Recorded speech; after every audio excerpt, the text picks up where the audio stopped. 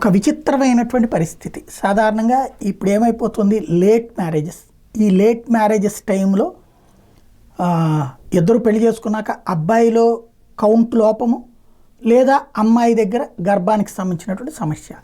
Fertility సెంటర్ల చుట్టూ తిరుగుతున్నారు. రోజు రోజుకి ఫెర్టిలిటీ సెంటర్లకు విపరీతమైన డిమాండ్ పెరుగుతున్నటువంటి పరిస్థితి.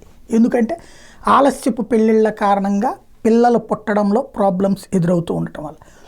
ఇప్పుడు తాజాగా కనబడుతున్నటువంటి అంశం ఏంటయ్యా అంటే, ఇలాంటి వాళ్ళలో కొత్త బిజినెస్ యాటిట్యూడ్. అదేదో సినిమాలో ఆ మధ్యకాలంలో ఏదో నవల్లోనో ఎక్కడో చూశాను.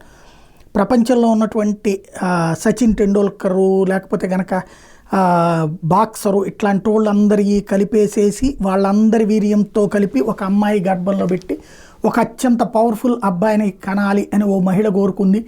దానికి ఎన్ని కోట్లైనా ఖర్చు పెట్టిందంటే అదో ఒక ఫిక్షనల్ కథ ఎప్పుడో చదివినట్టు గుర్తు. ఇప్పుడు చూస్తే ఒక విచిత్రమైనటువంటి పరిస్థితి. ఈ మనకి టెలిగ్రామ్ యాప్కి సంబంధించినటువంటి నిర్వాహకుడు, సోషల్ కమ్యూనికేషన్ ప్లాట్ఫామ్ అనే టెలిగ్రామ్కి సంబంధించిన CEO పటేల్ దురో ఆ మధ్యన తనకు సంతాన సాఫల్య ఆసుపత్రి కూడా ఉంది. అయితే పటేల్ వీర్యంతో దాదాపు 100 మంది పిల్లలు ఇప్పటికి పుట్టారు.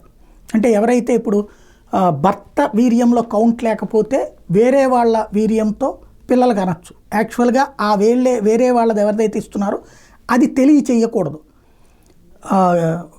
వీళ్ళ గర్భంలో ప్రవేశపెడతారు, వీళ్ళకి బిడ్డలు పుట్టితే అది. అయితే ఇతను మాత్రం అలాంటిది రాసుకుంటాడట, ఎవరికి ఏ అమ్మాయికి తన వీర్యం ఇచ్చారు.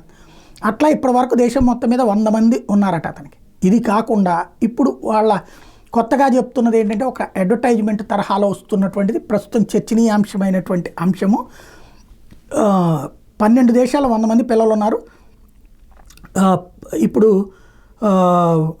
ఏదైతే కొత్త కాన్సెప్ట్ ఏంటంటే, 12 దేశాల్లో 100 మందికి బయలాజికల్ ఫాదర్ అన్నటువంటి కాన్సెప్ట్ని తను సంతోషపడుతూ, పిల్లలకి బయలాజికల్ మదర్ కావాలా అన్నట్టు, అంటే కావాలి అనుకుంటే కనుక, మీకు పిల్లలు కావాలనుకుంటే తను వీర్యం ఇస్తాను, పటేల్ వీర్యాన్ని స్వీకరించి సంతానాన్ని పొందే మహిళలు ఎవరనంటే, ఎవరైనా సరే మీకు మీ భర్త నుంచి వీర్యం లేకపోతే మా పటేల్ నుంచి వీర్యం ఇస్తాం, అది తీసుకుని ఎవరైతే కృత్రిమ గర్భధారణ చేపడతారో వాళ్ళకి ఉచితంగా ఆ ప్రక్రియ అంతా మేము చేసి పెడతాం, ఆ ఖర్చులన్నీ పటేల్ భరిస్తాడు.